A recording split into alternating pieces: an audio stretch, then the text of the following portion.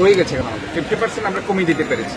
কারণ এটা একটা সময়ের ব্যাপার। কারণ আপনারা জানেন যে আমাদের যে 57টা খাল আছে, 57টা খালের মধ্যে সিটি কর্পোরেশন একটা মাত্র খাল, আমরা 12 খালটা করতে, আরও 20টা খাল বাকি রয়ে গেছে।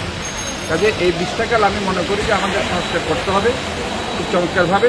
পাশাপাশি সিডিএর যে 34টা খাল আছে, 36টা খাল, ওই 36টা খালের মধ্যে তারা 22টা খাল করেছে, আরও 14টা খাল বাকি হচ্ছে।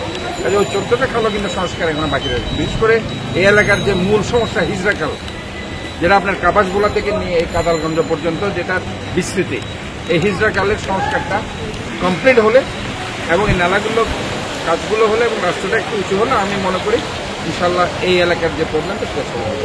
কারণ আমি আমার দৃষ্টি যেটা বুঝতে পারছি, তো বর্ষাকাল শেষ হলে আমরা রাস্তাটার কাজ ধরবো, আর নালার কাজটা আমাদের চলতে থাকবে। আমি এখন দেখে গেছি নালার কাজ আমরা চালাবো, আর খালের কাজটা যারা উন্নয়ন কর্তৃপক্ষ কাজ চলছে, চলমান আছে, এবং আশা করছি সেটা আমরা একটা দৃশ্যমান রেজাল্ট আমরা পাবো। তবে এটা আমি আশা করতে পারি যে আগে যে বদরহাট, মুরাদপুর, বিশেষ করে মির্জাপুর এলাকা এবং মুরাদপুর এলাকাতে যেখানে পানি উঠতো, আমরা ওই যে নালার উপরে আমাদের যে মার্কেটগুলো ভেঙে করেছিল আগে যারা ছিল দায়িত্বে, এগুলো ভেঙে দেওয়ার পর থেকে ওই সাইডে আমরা জলজটটা কিছুটা আমরা মিনিমাইজ করতে পেরেছি অনেকাংশে।